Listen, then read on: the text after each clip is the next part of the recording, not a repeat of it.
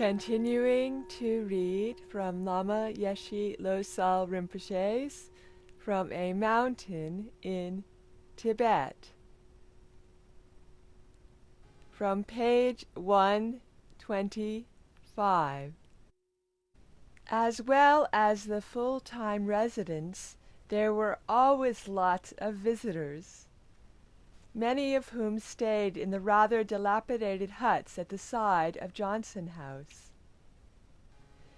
Whenever a course was being run, some of us residents would have to move out there or up into attic spaces to make way for the paying guests.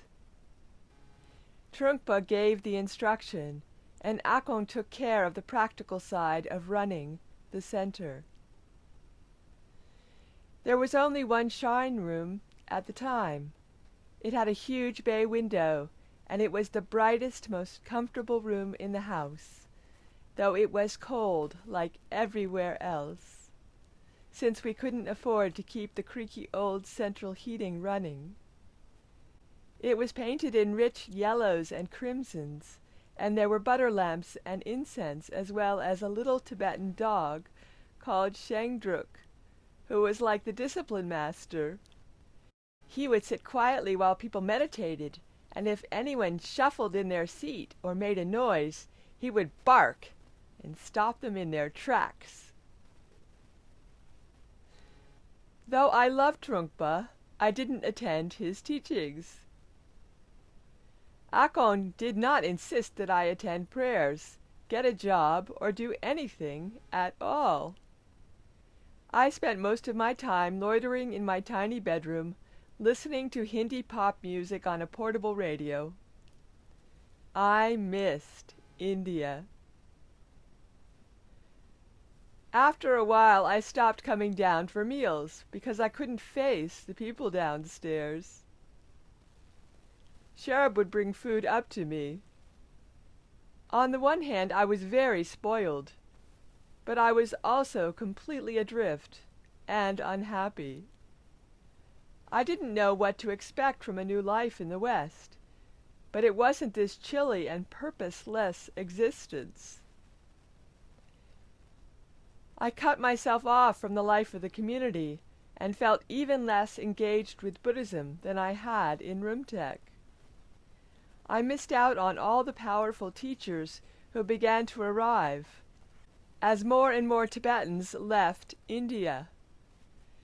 Samiling was the only Tibetan Buddhist center in the West at this point, so every Lama and Tulku came to give teaching. I missed out on other experiences, too.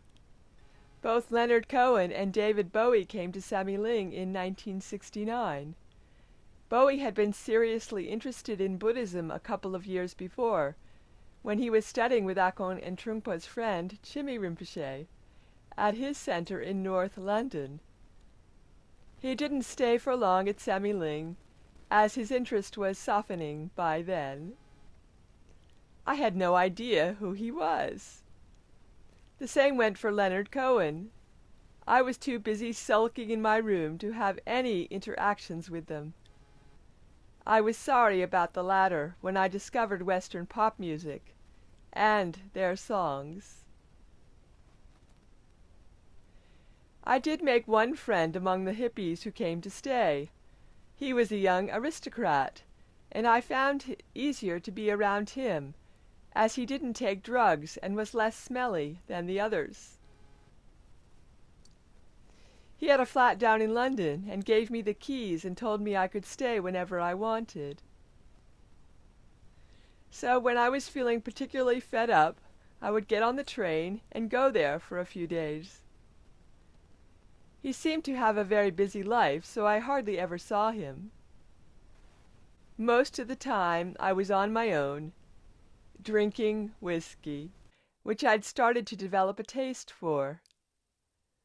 My friend was out on the town in swinging London, but I didn't join him. I felt as if I didn't fit in anywhere.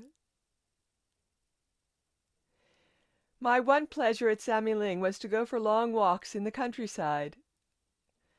Often I would walk for hours in the afternoon with Akon and Sherab. We watched the seasons come and go, and I loved to see the changes in the landscape, which were more gradual than in Tibet. The colors of autumn and the birth of the lambs in spring gave me particular delight. The animals reminded me of my childhood in Darak. Trungpa was as kind to me as ever, but he was busy with his own concerns. He and Akon were falling out badly, and though there was no overt hostility between them, the tensions were felt by all of us. Gradually, two camps emerged. Trungpa and his mostly Western and younger devotees on one hand, and Akon and a small group of Tibetans and older people on the other. The fundamental dispute was between Akon's traditional approach and Trungpa's modernizing one. Akon wanted to preserve the time-honored traditions of Tibet as the best way to spread the Dharma. Trungpa didn't think that would work. He wanted to adapt to Western norms, especially since there was a social revolution going on that meant more and more people were open to Buddhism. This difference was always going to be a problem, but it was made more personal and more antagonistic by the fact that Trungpa was drinking heavily and sleeping with his female students. He was clearly breaking the precept to refrain from intoxication, and Akon was concerned that he was also breaking the precept to refrain from sexual misconduct. He didn't voice his concerns because of their old friendship and the enormous respect he had for Trungpa, both as a person and as the embodiment of a long lineage of tulkus. Trungpa was also conscious of their friendship and all the experiences they had shared in their current lifetime and over many previous ones. Nevertheless, he had no intention of changing his behavior or approach. I colluded with him in his drinking and helped him get alcohol. Trungpa was still hiding the extent of his drinking and drug-taking from Akon and Sherab at this point. But I knew what was going on. I felt a lot of sympathy for Trungpa. He had always been a great friend to me, and of course, I was in rebellion against Akon's authority. Also, Trungpa was felt to be exceptional.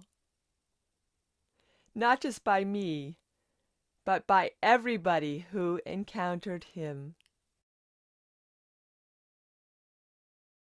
It was almost as if normal rules did not apply because of his obvious gifts and also because he was such an important and senior figure in our very hierarchical culture. I could not refuse him when he asked me for help. Things got worse when Akon went back to India in 1970 and left Trungpa and me in charge. Trungpa was drunk and out of control much of the time. He went out and bought himself a red Triumph motor car and took to racing around in it. He hadn't even passed a driving test. He'd taken several, but he kept failing. And in the end, he asked an English follower of his to dress up in his robes and take the test for him. That's how he got his license. One day, Trungpa was driving to Newcastle to see one of his many girlfriends. He was completely drunk, and as he was passing through Carlisle city centre, he took a bend much too fast and crashed his car straight into the window of a joke shop. Luckily, nobody else was hurt, but he was badly injured and taken to hospital, where he spent several weeks recovering. Initially, he was paralyzed on the left side of his body and was unable to speak. I visited him often, and to my relief he made a good recovery, though he walked with a limp for the rest of his life. After the accident, his energy seemed to change. He was less gentle and even more full of zeal to teach in his own way. His mind was as brilliant as ever, and he made the decisions to set aside his robes. He no longer wanted that division between him and the people he was teaching. I felt terribly guilty about his accident. I had been complicit in his drinking habit, and I knew he was driving while intoxicated and without a license. He might have been killed. He might have killed others. Remonstrating with Trungpa was impossible, though. I held him in such high regard. We simply didn't have that kind of relationship. He needed a lot of help after he was discharged from the hospital, and I continued to support him in any way I could.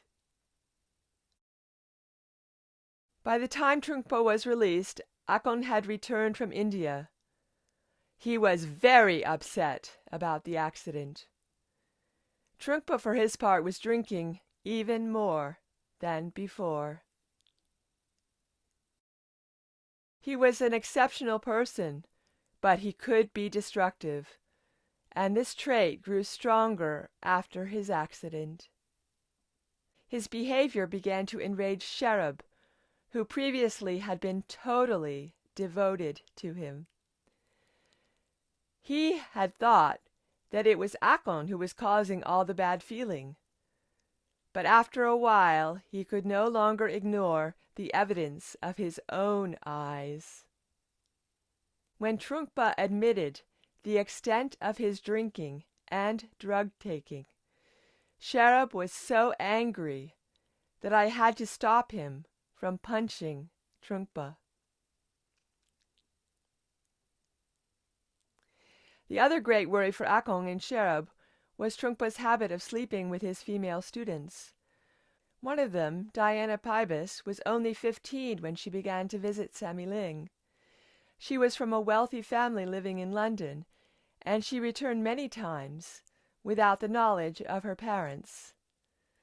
She had developed a passion for Trungpa, and they quickly became sexual partners. Not long after he returned from hospital, Trungpa decided to go to convalescence at Garwold House. Garwold was a mile or so away and was owned by a couple of wealthy local people, Christopher and Pamela Woodman, who had become devoted followers of Trungpa. Most of Trungpa's group consequently decamped with him. I continued to be Trungpa's accomplice. Despite my feelings of guilt, I carried on supplying him with cigarettes and alcohol. I didn't go with him, though. The atmosphere at Garwold was not to my liking, and for this reason, and out of loyalty to my brother, I stayed at Samiling with Akon and Sherab. The Woodmans were experimenting with the alternative lifestyles of the times. There were lots of hippies in their house, and drugs of all kinds, and everyone seemed to be engaged in free love. Pamela was beautiful, and used to walk around naked. She slept with Trungpa as well as others. Trungpa required a woman in his bed every night, and he said he could not get to sleep otherwise, so I used to find partners for him. Luckily, there was a German woman who was very large and very obliging. If I couldn't find anyone else, she was always prepared to be a consort for Trungpa. My whole life, in fact the life of the whole community, was now dominated by the tension between Akon and Trungpa. It became impossible to ignore. The final rupture occurred when Akon received a phone call from Trungpa announcing that he had eloped to the highlands with Diana and that he didn't have the money to pay for the marriage license. Could Akon meet them and bring cash? Diana had just turned 16, and the law in Scotland allowed 16-year-olds to marry without the consent of their parents, which she did not have. Akon and Sherab went to find them. They stayed for the first part of the proceedings, but could not bring themselves to witness the whole ceremony. Akon was devastated that Trungpa had chosen someone English, a novice in Buddhism, and so very young, to be his consort in life. Everybody put a brave face on it when Trungpa and Diana returned after their wedding. They stayed in Samiling again, as the Woodmans had made it plain that they were no longer welcome at Garwold House. There seemed to be some general jealousy among Trungpa's group, now that he had chosen Diana for his wife. The dynamic was altered, and everybody in his previously knight band of followers started to fall out. Not that his marriage stopped him from sleeping with other women. Diana once caught him kissing a student in a private interview room next to the shrine room in Johnson's house. Trungpa explained very gently that their relationship was special to him, but that he would continue to be intimate with other women. In the end, Diana came to accept this, and they were married until his death, 17 years and 4 children later. There was a sort of truce between Akon and Trungpa, but their differences were by this point too great to resolve. The tension was making everybody extremely miserable. It was Diana who eventually suggested that she and Trungpa should go to the States and begin a new life there. There was a small group of American Buddhists and another in Canada who had received teachings from Trungpa and were great supporters. One of them offered to buy a property for him to establish a Buddhist center in Vermont. So in 1971, they left Scotland for the United States, traveling via Canada. I was absolutely devastated when Trungpa left. I had been at Samiling for almost 2 years by then, and still did not feel at home. I had spent most of my time and energy serving Trungpa in any way he required, and trying to avoid getting too caught up in the bad feeling that swirled around me. When he left, I felt I had once again lost my main friend and support. As usual, I blamed Akon. What would I do now? There were big changes in Akon's life happening at the same time. He too decided to set aside his robes and form a family. Though the partner he'd chosen was a Tibetan nurse named Yangchen he'd met in London. When she fell pregnant, they got married. Akon would continue to administer and increasingly to teach at Samiling, but he moved his young family out of Johnson House to a large house in Dumfries, and I went with them. There was a long tradition of married lamas in Tibet, so this was not particularly unusual. With Trungpa gone, the atmosphere at Samiling stabilized. Akon began his life work of establishing a thriving Buddhist community. It felt to me that everybody else was moving on, but my life remained the same. I continued to go down to London, simply for something to do, though all I ever did was drink alone. I had girlfriends, but I was selfish and egotistical, unwilling to form an attachment to anybody. I behaved in bossy and thoughtless ways, and none of my relationships lasted for very long. Most of this behavior was pure self-centeredness, but I do wonder whether some part of me knew I was not going to make a life partner with anybody, because buried within me there was a slowly ripening seed of a vocation to be a monk. I knew I needed to earn my keep, but for several months after Trungpa left, I had no idea what to do. My mind was still closed to the possibility of finding any purpose through the activities at Samiling. I had no desire to lend a hand in the administration, though it was what I had trained to do. I felt adrift.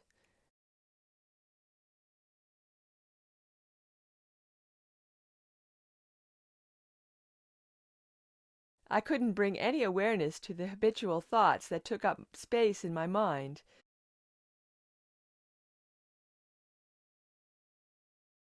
So I was stuck in old ways of seeing events and people.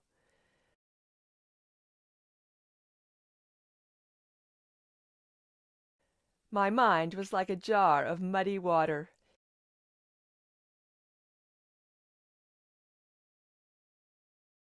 In which resentment, a sense of disconnection, and confusion were constantly stirred up.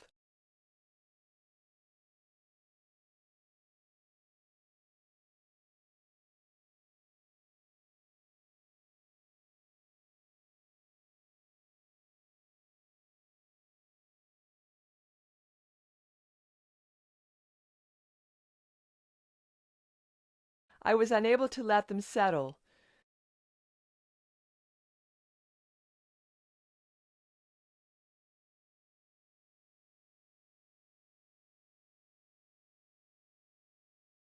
So the water of my mind might become clearer. In the end, I decided to ask Akung to set me up with a clothes shop in Dumfries. He was completely obliging, as always, so I opened a shop selling Afghan sheepskin coats, as well as incense and candles, Indian textiles, and ornaments. I'm not sure where the idea came from, though I was certainly a complete dandy at the time. I loved Western fashion ever since my first denim jacket back in Dalhousie, and since I'd been in Britain, my taste in pop music had expanded too. I think I just thought it would be fun to have a shop where I could hang out and play Stones and Hendrix records. A girlfriend had once told me I looked a little like Jimi Hendrix, with my curls and skinny denim jacket. I was delighted with her comment. I turned out to be a terrible shopkeeper. For the first few weeks there were lots of customers.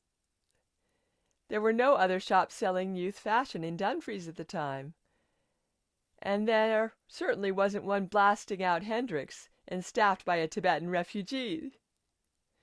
So initially I had a flurry of sales, and I enjoyed chatting with the people who came in, who were all curious and friendly.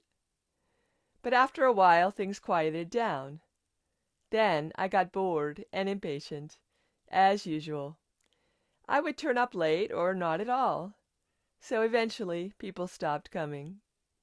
I must have lost an awful lot of Akung's money, but still, he didn't complain. Yangchen, his wife, was much less restrained. My other great love, apart from clothes, pop music, and whiskey, was fast cars. Or motorbikes. I wasn't fussy. It drove her absolutely crazy that Akung indulged me in this and bought me vehicle after vehicle, even though I kept crashing them. My adventures in driving had begun when I took some lessons with a former taxi driver from New York City who was staying at Samiling at the time. He taught me in the center's official car, and one day I was recklessly speeding over a narrow bridge and crashed into a car that was traveling in the opposite direction. Both cars were a write-off, but miraculously, nobody was hurt. The other driver had his 2 young sons in the back, and I could easily have killed them, so he was understandably furious. I apologized over and over again and tried to shake his hand, but he refused. I didn't even have a learner's license, and the man had called the police. So I asked my friend to pretend to run off into the hills, so I could claim to the police that he had been driving. He was heading back to the States the following week, so he obliged, and the other driver was too shaken up to have noticed who had been driving. I got away with this deception. My friend was not pursued, and I just carried on in the same reckless way. Continuing our reflections from A Mountain in Tibet from page 125. I could see you looked at Samiling as a broken down place, but it must have been better in the camp in India where they had all the sicknesses and illnesses they had. For sure. Yes. His life has definitely improved since he left Tibet. That's right. Yes. And well, it took him a while to try to get his feel of the place and moving around, you know, and he still had an unpleasant feeling about it all, you know, and well, I suppose you just before you see things in yourself, you want to see it in other people first before you would see it in yourself. Yes. You know. Yes. Maybe through all that was making them get disillusioned with things, starting to start the disillusionment, you know. Yes, with samsara. Yeah, with samsara. And it's also about our expectations, isn't it? We have very high expectations for ourselves and others. Yeah. We're trying to make things very solid in a certain way, or we're trying to have things meet our picture or our view of it. Yeah. And it's that process of expectation. So maybe if he hadn't had all these expectations about how wonderful the West was going to be, he wouldn't have had such a shock. Yeah. It's expectations, isn't it? That's right. Yes, well, that's true, and it's a pity Shrimpa and Akong were had friction with each other, you know. What a shame. They had had such a long time of working harmoniously together. Yeah. Countless lifetimes. Yeah. So it's very difficult to give that kind of friendship up, you know. Yes. But when this said that this agreements, they spoke about it, but didn't get into arguments, too solid arguments, but they just let them know what the feelings were, you know. Yes. About the situation. It's a very difficult situation for them. That's right. And I see what why Lama was a wee bit feeling low when Rinpoche went to America. Yes. You know, because that was his friend, very good friend at the time, and of course he started to see the other side of Trungpa too. Yes. With the drinking and the drugs and so forth. And that way get him have a better look at himself too, you know. Yes, it's true. Yeah. And that's why probably he's feeling very much disillusioned, you know. Yes. Well, Trungpa had given him a job, hadn't he? He was quite busy while Trungpa was there, and so that had given him an activity and a focal point. Aye, it's a pity his job in the shop fell through, didn't they keep it up? Yes. But of course, he was some other things in his mind. That was just a temporary thing, really, you know. Yes. And that wasn't really what we wanted. But and I'm sure eventually he got to America to himself. Yes. And we did. But I haven't come to that yet. No. So this is a very difficult period of his life, and also for those who are surrounding him, that he had expected would set certain role models or support, and he's seeing another side of the people that he thought he knew quite well. Yeah. And he's getting drawn into dynamics that he didn't anticipate. Even Uncle Sherib fell out with him too. Uncle Sherib respected him, and then he ended up not too happy with how he was changing, you know. Yes. That was very nice. And so there were lots of expectations, and then there was a lot of disappointment. Yeah. And it's a shame with the precepts too, because the 5 golden rules that now Lama Yeshe Rinpoche so insists that everybody follows to give a structure and a foundation. When they get broken, it shatters a whole community, doesn't it? It causes a lack of stability. That's right. And so this is like a very first-hand realizing what the karmic consequences are if there isn't that kind of a foundation, Yes. or isn't that stability. So it shows how Western lifestyles can damage lamas, can damage them, you know. That's right. It doesn't work. It doesn't work, you know. Yes. Well, all these patterns of addictions, even the relationships with all these women and all these things, they end up being satisfaction and very enjoyable for the moment, and very much feeding the temporary happinesses, don't they? And then they all fell apart. And it's all very seductive. Everybody got disillusioned themselves, and all fell apart. They all started leaving and going away. Yes. It wasn't what they were really expecting, you know. Yes. But you can see the power of it, because over and over again these things catch people. Yeah. And they don't seem to be aware that they're getting trapped. Yeah. Until it's like too late, or until they've already set a chain of events in motion. Yeah. And it's much more difficult to call it back once it's been set in motion. Yeah. I think Lama Yeshe Rinpoche is always talking about these dynamics with relationships, and how people don't generally stick together, and how people tend to get annoyed with each other if there isn't loyalty in a relationship. Right. And also saying, that's why he thinks people should be monks and nuns, because he saw that there's not that much support in a couple generally. Yeah. All these forces there to pull them apart and not hold them together, and all these factors of boredom and dissatisfaction and comparing with other people. And once they come together and get to know each other, they start disagreeing with one another, falling out with one another. That's right. It's not what they were expecting, you know. Yes. It wasn't going to be a nice easy thing, but they end up arguing and falling out, and it eventually becomes very unpleasant, you know. Yes.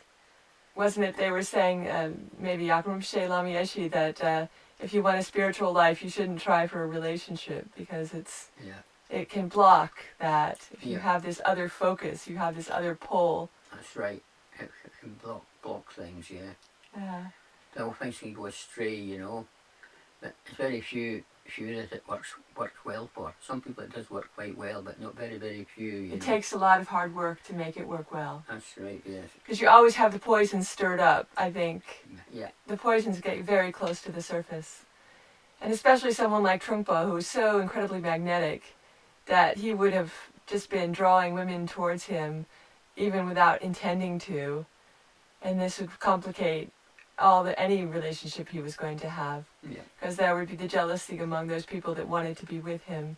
And that if he had this one person, like it ended up with his wife, then people were jealous that she had his attention, and they didn't have his attention. And the one his wife stayed with him after she found him with other women, you know. Yes. You don't see that very often. That's not very common. Not very common, no. But that's what Lama Yeshe Rinpoche always advises, isn't it? He always advises you forgive the other person, because they will end up coming back to you if you're the person who does the forgiving, Because at the end of the day, usually the other person who's drawn your partner away is a passing fancy or a temporary fascination or a short-term obsession. And if you cannot get upset and push the person that you love who's turned away from you away, that at the end of the day, when they do make a comparison, they might realize they got it pretty good where they are already. Yeah. And but you're right, it takes a certain kind of a person who will put up with that and then also turn it around. Yeah. And so everything he saw that took place at Samuel Ling, it sort of just disillusioned him. Yes. It disillusioned, yes. It was the heart of samsara, which is very hollow, isn't it? And very superficial. Aye. Yeah, so anyway. As he said, the seeds for becoming a monk were going to start sprouting soon. He was getting disillusioned with samsara. Yeah. There was no way around it. Not satisfying. Yeah. Yeah. That seed. So out of the hardships will come a commitment to a spiritual life that he might not have had such a depth of commitment to otherwise. That's right, yeah. So that's the purpose it serves, isn't it? These difficulties show us that we can't actually get it in the materialistic world. No. We won't be satisfied for long, and our happiness will be extremely temporary. And any difficulties will cause us to fall apart unless we have another approach. That's why, Lama Yeshe, when people come and want to take ordination, sometimes it's them to go and experience the world first before they come. Yes, so they have more of a yes. Yeah. Well, you're always saying, and I know Khenpo Karthar was always saying, that people are not able to sustain their practice unless they know why they are doing something. Yeah. And that why can't be something that we're told. It has to be something that comes from inside of us. We have to be willing to face the difficult times, don't we? Yeah. And they don't really have a strong intentions in their mind, Yes. Dharma. It's a weak form in their mind, and it doesn't last very long. It's not strong enough, More of a novelty. Yeah. In it for a while it feels good. Yeah. And while it's interesting and exciting and meeting lots of new people and having new relationships, And they get fed up and we walk away. Yeah. No. So this section is, again, I think it's very honest on Lama Yeshe Rinpoche to look at the way in which he participated in some of the things that he now doesn't feel so happy about having done. And also, like, confessing them, like not trying to hide them or sweep them under the carpet or pretend they didn't happen, but standing and holding his truth that he was involved and that he did things that could have led to things that were not very positive, but he's very courageous to tell us that these things happen, because he could very easily hide them, and some of the things he's telling us we wouldn't know about unless he was telling us. Yeah. So we're very grateful for his courage and his honesty, because it helps us to look at ourselves also and feel like we don't just have to make ourselves look perfect. Karmapa says that you're not going to find that perfection in this kalpa right now, this kalpa of wastage. Yeah. So Lama Yeshe Rinpoche is helping us be more honest and not make it look like we never had any problems, or we never did any bad things, or we never did things that hurt other people. Instead, he is showing that you can admit that you've done these things. That's the lesson in it, isn't it? Okay. Do you agree with me? Yes, that he's doing something very courageous? Yeah, he's very courageous, yes. And it helps us, doesn't it? Yeah. Because he's not trying to say, I was always perfect and I never did anything wrong. Yeah, so, okay, we'll finish at that. Okie dokie. Okie dokie.